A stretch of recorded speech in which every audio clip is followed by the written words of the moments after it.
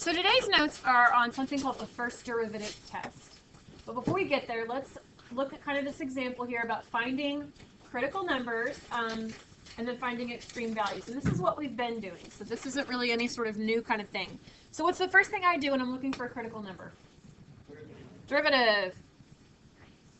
So we take the derivative and we get 12x squared minus 24x plus 9.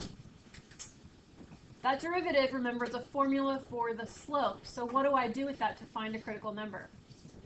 Set it equal to 0, because that's going to tell you where the turning points are, where the slope is going to be 0.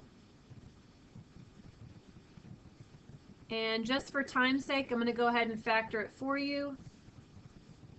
And it will factor into 2x minus 3 and 6x minus 3. So we set each of those equal to 0. And we wind up with x is 3/2 and x is 1/2. Bless you. So these are two of our critical numbers. How do we look for any more? Like, how do we know if there's more? Where would those places be if there were more?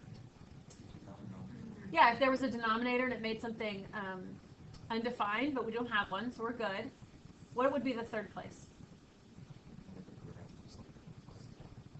Maybe where there was no, its graph would be undefined, so the function would be undefined, but also I'm thinking about like where it's not differentiable.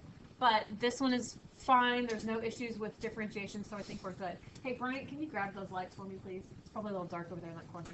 Thank you, sir. You might have to stand up. Nice try. All right, so we've got our critical points at 1/2 and 3/2. And we also have our endpoints, which are 0 and 3. Now, they're just asking for extreme values. Do I even need to do this number line? No, we don't even need to do that. So make sure you know what it's asking you to do. If it's looking for extreme values, it's looking for an absolute minimum or an absolute maximum. So how do I find that? Yeah, we can just do our little t-chart. So we have x and f at x. And I've got 0, 1/2, 3/2, and 3. Why did I put 0 and 3 on there? Those are the endpoints. So we were told yesterday on our little rules for extreme value theorem that the maximum and minimum is either going to happen at a critical point or it could happen at one of the endpoints. So we've got this. How do I get these y values? Our original equation. I love that you're saying that. And I'm going to draw a line just in case some of you guys forget, and you can put it on your notes like that so you don't forget. Put it back in the original equation. And I'm going to save time and just give you these values. If you put in 0, you get a -1. If you put in 1/2, you get 1. If you put in 3/2, you get -1/2. And if you put in 3, you get 26. Is that okay that I just sort of gave those to you? Is that all right? Okay. So, our minimum. How do I know where the minimum is? The lowest y value. I love that you said y value. So we're looking at the y values, which tells us that this guy right here is our absolute minimum. And this guy right here is our absolute maximum because it's the largest y value we have. Questions on this sort of beginning piece? Yes, ma'am. Even if those aren't turning points, they're still They can be, because if you think about what the graph, I don't know, could look like, then it might look like that, Sammy. So that even though these are turning points, if you're looking for an absolute maximum, your endpoint was the maximum. You see what I'm saying? Great question. Okay, let's move on. Increasing and decreasing. Let f be a function that is continuous. It's got to be continuous and on a closed interval. And it's differentiable in that open interval. If the derivative of the function is greater than 0, that means the slopes are greater than 0 when you plug something in. It means on a number line, you're putting a positive. Then f is increasing, which kind of makes common sense. If they're positive slopes, it's headed upward, right? So if you plug a number into the derivative and you get a negative, then it's going to be decreasing because that slope is a negative. And if you plug in that value and you get 0, what does that tell you if the derivative is a 0? Yeah, it's a turning point. It's a critical point, so it's not increasing or decreasing. So we would say neither.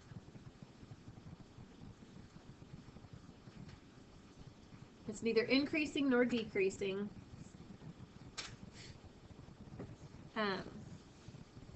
Because it's probably a turning point of some sort.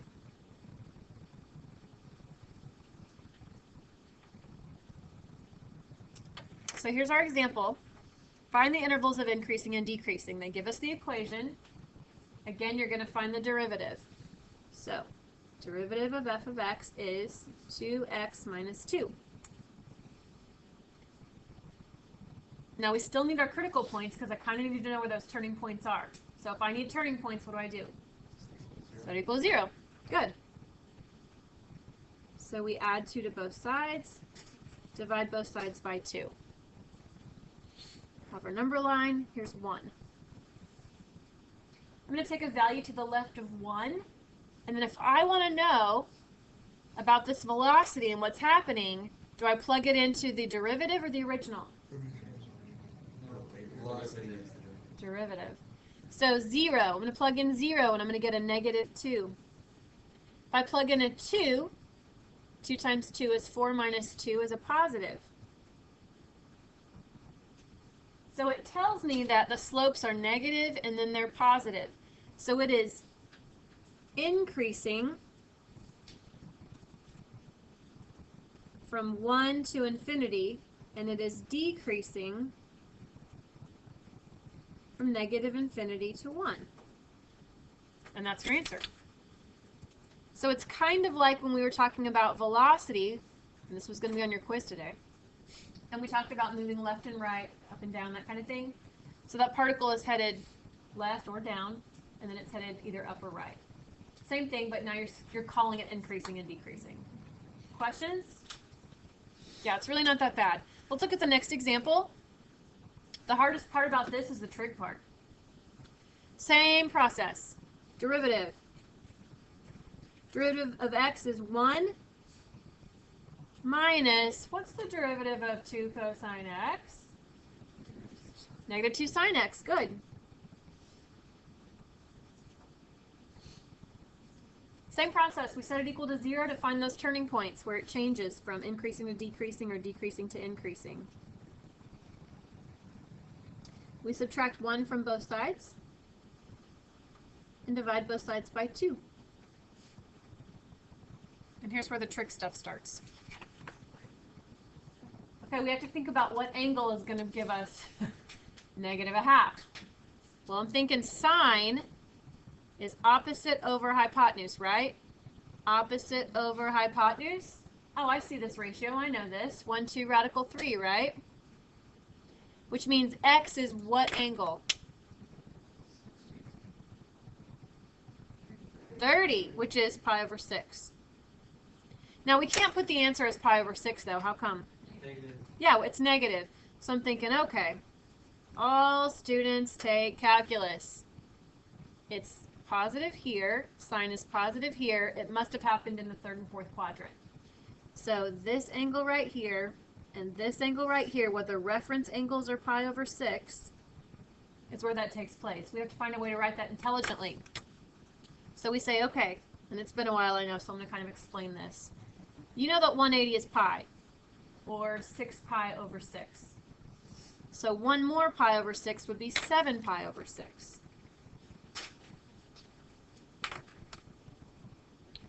All the way around is 2 pi, or 12 pi over 6.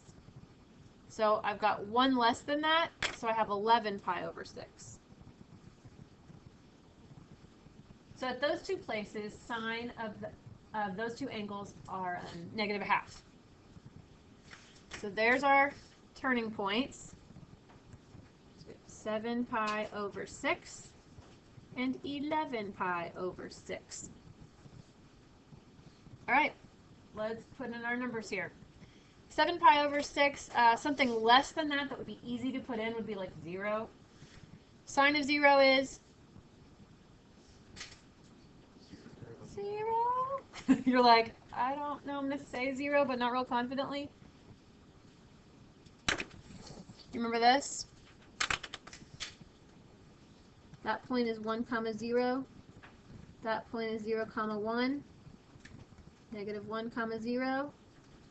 0, negative 1, right? And it's cosine, sine.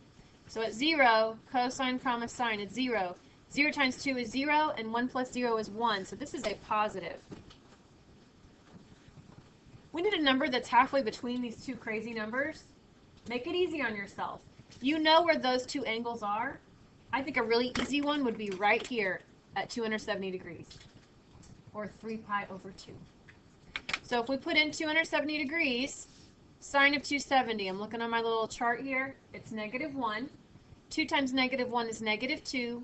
1 minus 2 is negative 1. So that's negative. And probably this is going to be positive, but not necessarily, so let's try it. Something that's bigger than 11 pi over 6 that's kind of easy would be like 2 pi, which also, isn't 2 pi the same thing as 0 degrees? So basically it's the same answer as this one, so it's a plus. So now you can see increasing and decreasing. It's increasing from not negative infinity. What do I put? 0. How come 0? Right here, it says from 0 to 2 pi. Why am I putting parentheses and not a bracket? Because they told you to put a parenthesis. Good. So it's increasing from 0 to 7 pi over 6, and from 11 pi over 6 to what? 2 pi, because that's the interval they gave you, and it's a parenthesis because they told you to put parentheses. And then we're decreasing in the middle from 7 pi over 6 to 11 pi over 6. Would you guys agree that the hardest part about that was the trig? Yes. Yeah, I think so too. All right, next page.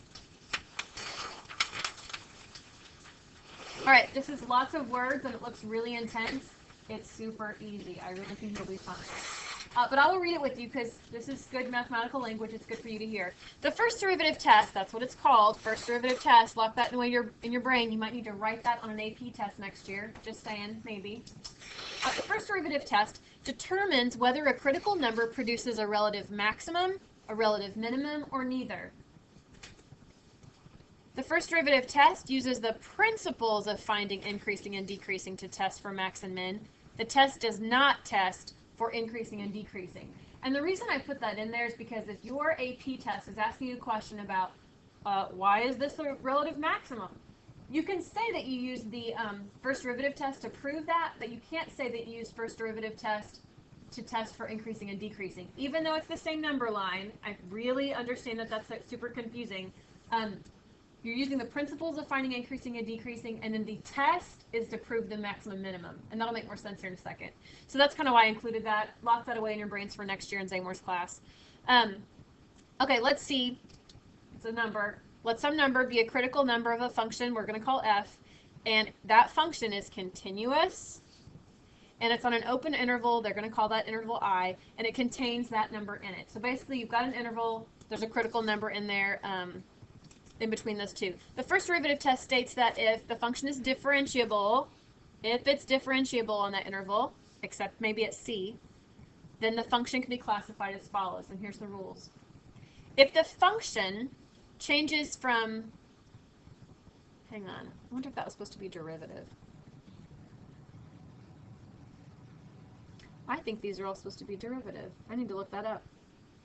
If it changes from negative to positive at C, then f has a something. Now think about this. I'm going to flip my paper over for a second. Watch this. If it's changing from negative, so it's decreasing, and then it goes to increasing. This point, this critical number right here, does that create a relative maximum or a relative minimum? Kind of common sense. Yeah, it creates a minimum. So that's what we write in the blank. It has a relative minimum at that place.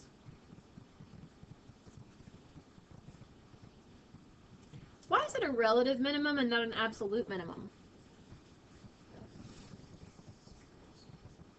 Because it's an open interval, and it's possible that your graph does something like this. So we found this point to be a relative minimum, but for all we know, it goes up for forever. So that's why it's relative. If it changes from positive to negative, so picture this, we're increasing and then we go to decreasing. Does that point a relative max or relative min? Relative max.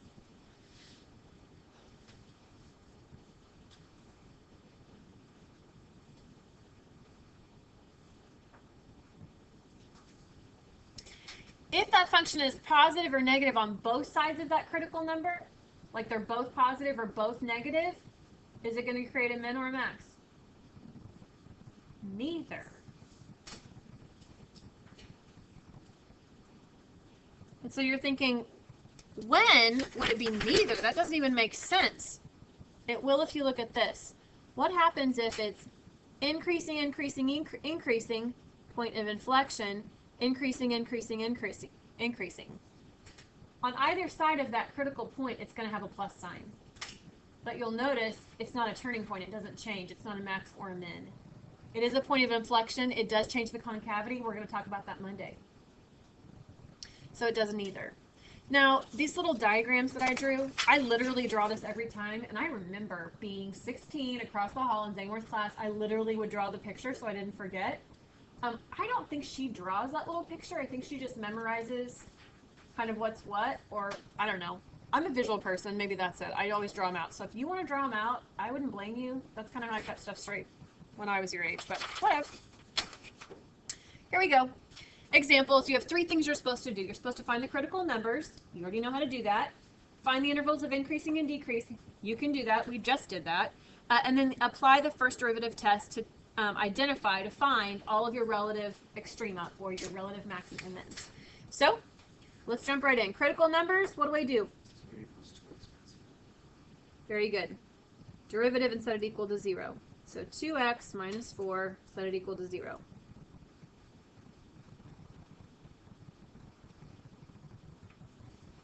And we should get the x's too.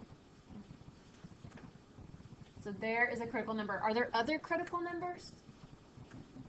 No, there's nowhere that's not differentiable, and we don't have any denominators we have to worry about, so I think we're good. So for letter A, the critical numbers are x equals 2. All right, if we want to find intervals of increasing and decreasing, we draw a little number line. There's 2. I'm going to test a number to the left, like 0. Plug it in my derivative. Notice I'm plugging it into the derivative because I'm testing to see what the slopes are. Slope, derivative. 2 times 0 is 0 minus 4, gives me a negative. Now I'm going to put in, I don't know, 4. 2 times 4 is 8 minus 4 produces a positive 4. So now I can write down increasing and decreasing intervals. So it's increasing, yes, you can abbreviate, from 2 to infinity, and it's decreasing from negative infinity to 2. Questions on how we're doing any of this? Okay, and here's where I draw the little diagram. I'm thinking, okay, if I'm decreasing, decreasing, decreasing, and then I start increasing, at 2, is that a relative max or relative min? Relative minimum. So for letter C, it's a relative minimum.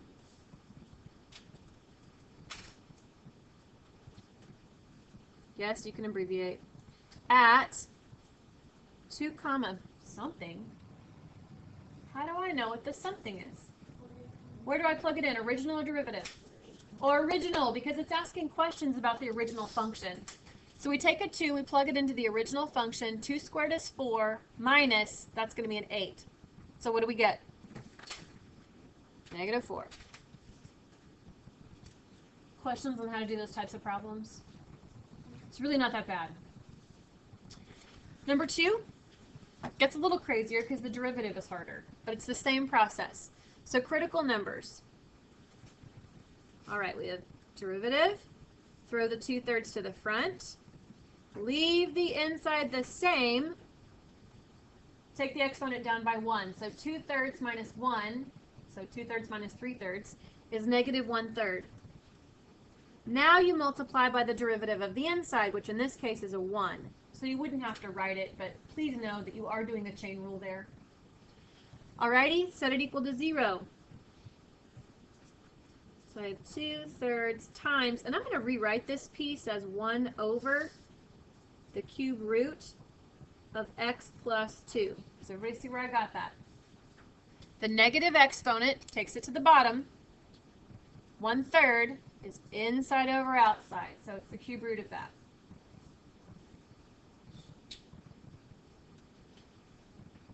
You can divide both sides by 2/3. Sure, why not? If we divide both sides by 2/3, we get 0 equals 1 over this thing. Anybody notice anything that's going to be funky? Is it ever going to equal 0? No, we have a fraction here, and if the top of the fraction, if I can get the top of a fraction to be 0, then the whole thing is 0. Is 0 ever going to equal 1? Nope. Do I have critical points then? Uh-huh.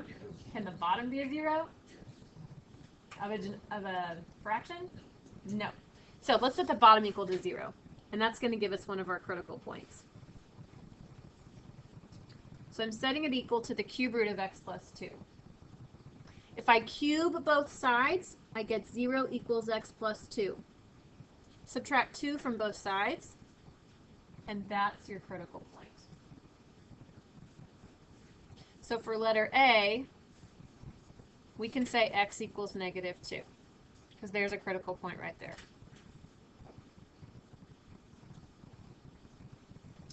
Letter B wants to know about increasing and decreasing. So let's test some stuff. To the left of -2, I don't know, we could put in -1 or something, or -3 or -4. Let's put in -4. I'm going to put it in this one just because it's a little easier, I feel like it looks prettier than this one, you know what I'm saying? I keep my brain kind of normal. -4 plus 2 is -2. Now, I don't know what the cube root of -2 is, and you probably don't know either, but you do know if it's positive or negative. If it's the cube root of a negative, is the answer positive or negative? Negative. Negative times a +3 is a negative. I have a positive divided by a negative. So is the whole answer positive or negative? Negative. All right, let's put in another number, like 4. 4 plus 2 is 6. I don't know the cube root of 6, but I know it's positive. Positive times +3 is going to be a positive. Positive divided by a positive is another positive. So do you guys see how you can kind of take some shortcuts? You don't have to use all of your calculator, all of your brain. So now we know increasing and decreasing. So it's decreasing from -infinity to -2, increasing from -2 to infinity. Last letter. Apply the first derivative test to identify all relative extrema. If we are decreasing and then increasing, at that point, is that a relative max or min? Yep. So relative min at -2 comma something. To find this y value, plug -2 into the original. -2 plus 2 is 0, and 0 to 2/3 is 0. Okay, I know we lost a lot of time at the beginning of class, so I've been going a little bit fast, but is everybody okay? Yes, sir. That's not differentiable. Is that imaginary numbers or that instance on there? We'll see what you It would be, in this instance, that would be, well, no, because it is differentiable, but I'm thinking about absolute values, that sharp corner, those kinds of things, at that point, it wouldn't be differentiable, if that makes sense. And you're about to see one that's a little bit funky, so that might answer your question. All right, this next one is a little bit different, so kind of hang on to your hats, okay? We're going to start the same way, and we're going to do some derivatives. But before I even get started, do we notice kind of an issue? X can't be 0. So we kind of already have a problem. And if x can't be 0, and we talked about this when we covered functions, if x can never be 0, it's undefined there's going to be an asymptote right there, right? Keep that in mind. There's an asymptote, which means that there's two parts to this function. There's a left side and a right side. So something's going to happen here. So we already know that one of our critical points is at 0. There's an issue. Okay, we go ahead and take the derivative. I'm going to rewrite this as 2x plus x to the negative 1. So our derivative is 2 minus 1 over x squared. Does everybody see where I got that? When you bring this exponent down by 1, it's x to the negative 2, which means it's on the bottom. When we go to set this thing equal to 0, we subtract 2 from both sides. Multiply both sides by x squared. Divide both sides by negative 2. And now we need to square root both sides. What do you have to remember when you square root both sides? Always positive and negative, always, always, always positive and negative. So we've got x equals positive and negative square root of a half. If you rationalize that, you're going to get positive and negative radical 2 over 2. So we just found 2 more critical points. So at negative radical 2 over 2 and at positive radical 2 over 2. Now we can test the sections. I need a number that's less than radical 2 over 2. I don't know exactly what that is, so I'm going to be safe and pick something kind of far away, like negative 10. So if I have 2 times negative 10 is negative 20, plus 1 over negative 10 is more negatives. So the answer to that's going to be a negative. Wait, did I do something wrong here? Into the derivative, thank you. I was like, I didn't get that first hour. Thank you. Plug it into the derivative. Don't make that mistake. So if I have negative 10 and I put it in here, if I square it, I'm going to get a positive 100. So 2 minus 100. 2 minus a tiny number. Isn't that still a positive? You guys with me? Sorry if I messed you up by putting it in the wrong place. This little guy here, again, I don't know what negative radical 2 over 2 is in a decimal, and you probably don't either. But I do know that if I snuggle up really close to this 0, then I'm probably safe. So I'm going to plug in negative a tenth. And I'm not actually going to find an answer. You're not going to have to. If you have 1 over negative a tenth squared, isn't that positive 100? Bless you. And if you have 1 divided by teeny tiny number, isn't it a really big number?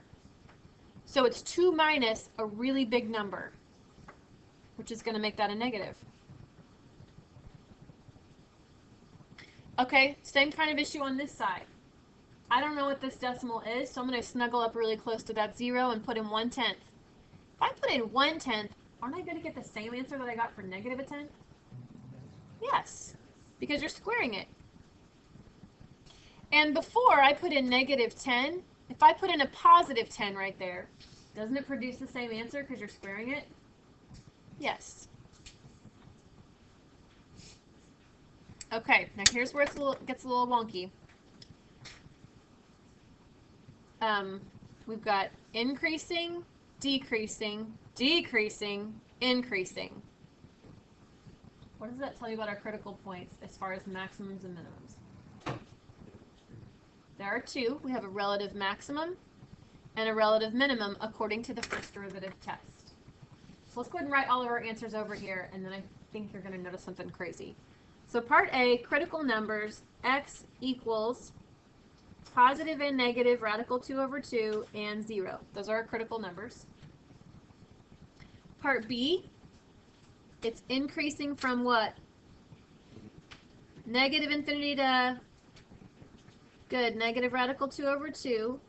And from where to where? Good.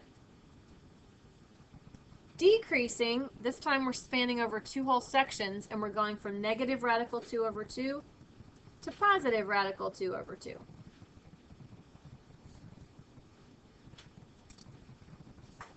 Part C.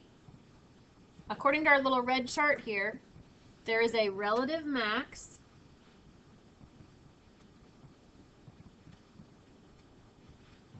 at negative radical 2 over 2 comma something. We'll figure that out in a minute.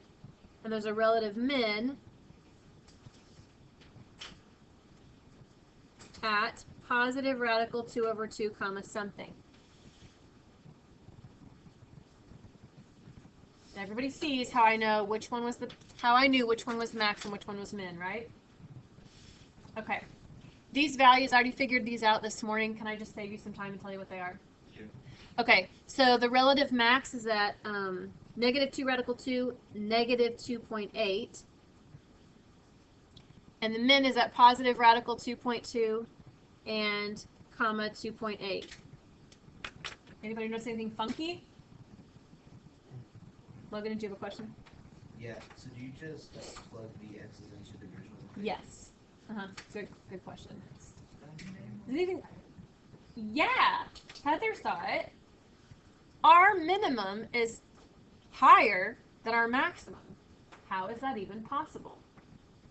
Well, I've already done the work this morning, so I'll save you some time. If you type it in your calculator and you look at the graph, looks like that. The original? Yeah, the original. So when you type in the picture, this is what the picture we're talking about. And we're talking about relative max. Isn't that a mountain peak right there? Yeah. And isn't that a valley right there? So that's why those y values look funky. Is everybody okay with that? Okay. Any questions with that? Awesome. Let's move on. Next one is a piecewise function. It's also a little bizarre. Somebody said yes. I don't believe you for a second that you're excited about that, because I don't get excited about these. And I like math. We're going to go ahead and find the derivative of both of those pieces separately. So we wind up with negative 2x, where x is less than 0, and negative 2, where x is greater than 0. And yes, I know I left that equal sign off. I'm going to address that here in a second. So those are your derivatives. Now, what we need to check for on piecewise functions is we want to know if it's not differentiable somewhere, or if it's not continuous, because all these rules kind of work for continuity. So, if it's continuous. So I'm going to take this 0 that we've got here, and I'm going to plug them into both of these and see if we can come up with the same answer. So I want to see if these graphs are connected. If I put in a 0 here, what do I get? 4. If I put in a 0 here, what do I get? So what that tells me is I've got one graph that stops here, and then it has an open circle here and takes off. That's what's happening. So it's not continuous at 0. So that tells you that that's one of those critical points, right? We've got an issue at 0. So for letter A, we can say there's a problem at 0. And we would kind of know that anyway, because when you set negative 2x equal to 0, don't you get 0? So that's another way that we kind of know that there's a critical number right there for this particular problem. If I put in a negative number, which derivative do I stick that into, the top one or the bottom one? The top one, because it says where x is less than 0. So if I put a negative 1 in there, I'm going to get a positive 2. If I put a positive 1 in somewhere, it would have to be the bottom one, and there's not a variable. It's a constant. It's always negative 2.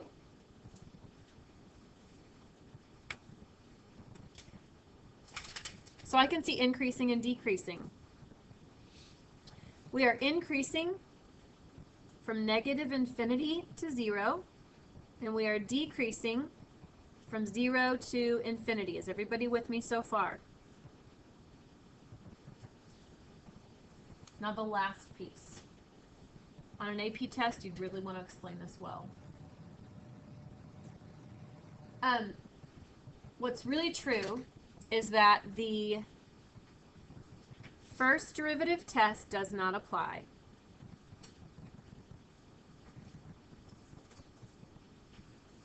Because the function f is not continuous at 0.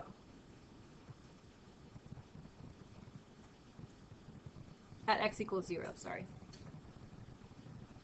However, on a test, if you said, well, I kind of know what those graphs look like if it's increasing and then decreasing, even though they're broken up, when you look at this graph, for the left-hand side, or even if you look at the whole span of it, there is a relative max there. If you wanted to say that there was a relative max there and explain that you knew that it was not continuous, however, there was a relative max at that point, I would take that as well. Does that make sense? So just be careful on that one. All right, we're almost done. Hang in there. Is everybody okay? I know this is like the most fun you've ever had in your life. Sketching the graph of the derivative. This is old stuff. You've done this before. They give you the original graph of f of x. We need to graph the derivative. Remember, when you graph a derivative, or when you sketch a derivative, it is going to be x comma the slope of the original. Remember that your y value is the slope. What's the slope of the tangent line right at 4? 0. I say we start from there. So this is 4. So at 4, if the slope is 0, then my point on here is 4 comma 0. Does everybody see where I got that? All right, to the left of 4, what kinds of slopes are these? Negatives. And the value that we use for slope, is that number increasing or decreasing? It's decreasing because this is really steep. This is like a slope of like, I don't know, 12. And then it maybe goes to like 8. And then we get to a slope of like, maybe right there the slope is 1 or something. And then it's like a half, and then it's a third, and then it's 100. So, and those are all negatives. It's like negative 18, negative 10, negative 1, negative whatever. So it's just getting closer and closer to 0. Remember, those are y values now. On the other side, I've got like a third, a half, 1, 2, 4, a million. So those are increasing pretty quickly. So our y values are a third, a half, 1, a million. It's probably a straight line because this really looks like a parabola. And doesn't that make sense? Because if you took the derivative of x squared, wouldn't it be 2x, which is a line? So that sort of makes sense. What's nice about these problems like this on your assignment is you know a lot more about derivatives than you used to when we started this. So they'll feel a little bit easier. We're going to flip it today, though. They give you the derivative, the sketch of the derivative, and you are supposed to talk about the function itself. So this is the derivative of f of x. And they want us to identify intervals for where it's increasing and decreasing and estimate where our relative max and min is. But this is the derivative. If this is the derivative, which means all of the points on here are x comma the slope of f, what's the slope of f at this point and this point? 0. So that tells me if that tangent slope is 0, aren't those turning points probably? Or inflection points, one or the other. So there's a critical point at -3 and one at 1. Because that slope is 0. Now remember, it's x comma the slope. So this little guy right here, all of those points, what are the y values for those points? What do they all have in common? They're negative. Those are negative y values, so I'm going to put a negative here. So when I plugged in an x value, I would have gotten a negative. In between my critical points, what are my y values? Those are positive. And my y values for these guys are negative. And all of a sudden, I know something about my original graph. This is my increasing and decreasing. So for letter A, the graph of f of x is increasing from -3 to 1, and it's decreasing from -infinity to -3 and from 1 to infinity. Does everybody know how I got the negative, positive, negative? From the y values, because the y value is the slope. Letter B, It's talking about relative max and mins, and we know something about that now. Because our graph is supposedly decreasing, and then increasing, and then decreasing again. So at -3, what do I have there? Yeah, a relative min. So there's a relative min at x equals -3. They don't ask for the y value. In the directions, it just says the x values. We don't know the y value because we don't know the equation. And then at 1, wouldn't you call that a relative max? So there's a relative maximum at x equals 1. And that's how you do those. How's everybody doing? Are your brains full? I know I talked a lot. I'm really sorry. Let's do the last one. Let's be done with this thing. Again, we want to start probably from our critical points. Critical points are turning points. Turning points is where the slope is 0. And that's those 3 points. Write those down, and you figure out increasing and decreasing. Christian, let me get you the assignment real quick.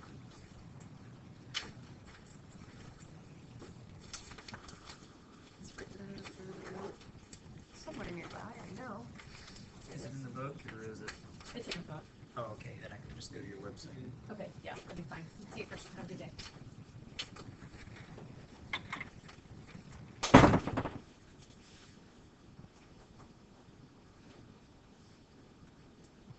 I'm going to call that a half, you guys.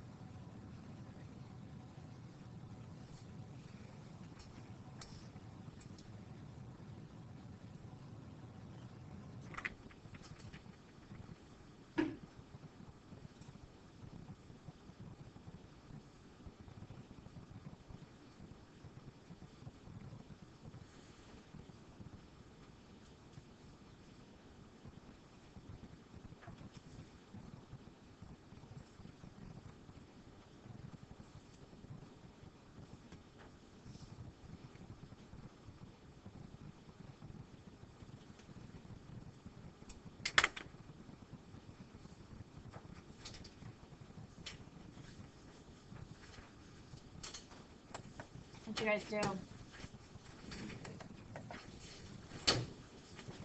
I'll leave that up there. Sorry, I thought I was hitting freeze and I hit another button. Your assignment is page 186. 4 to 48 even. 60. And 66 to 70 even. I know. I think a lot of it will go pretty fast though. Yes, I will repeat that. Page 186, 4 to 48 even, 60, and 66 to 70 even.